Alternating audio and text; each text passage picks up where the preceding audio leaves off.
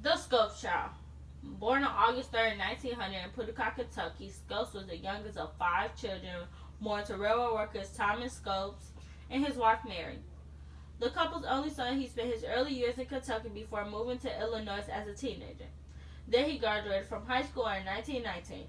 After 1 year at the University of Illinois, Scopes transferred to the University of Kentucky. He had to drop out for a time for medical reasons, but he eventually earned his degree in law. In the fall of 1924, Scopes joined the faculty of Rhea County Central High School in Dayton, Tennessee, where he taught algebra, chemistry, and physics. At the time, there was a national debate about whether evolution should be taught in schools. British naturalist Charles Darwin campaigned the theories of evolution, exposing that all modern animals and plant life had descended from a common ancestor. Darwin's theory, however, directly contradicted the Bible's teaching on the beginning of life across the United States. Christian fundamentalists moved to the bar any discussion of evolution from the nation's classroom. Tennessee passed their own law against the teaching of evolution in March 1925. The Butler Act made it illegal for any teacher in a publicly funded school to teach any theory that denies the story of divine creation of man as taught in the Bible, and to teach instead that man had descended from a lower order of animals.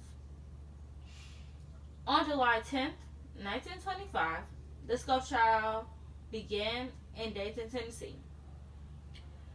School teacher John Scopes was charged with violating Tennessee's law against teaching evolution instead of divine creation of man. The trial was the first to be broadcasted on live radio.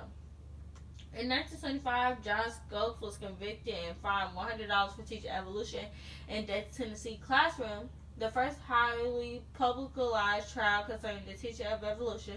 The Scopes trial also represented a dramatic clash between traditional and modern values in America in the 1920s.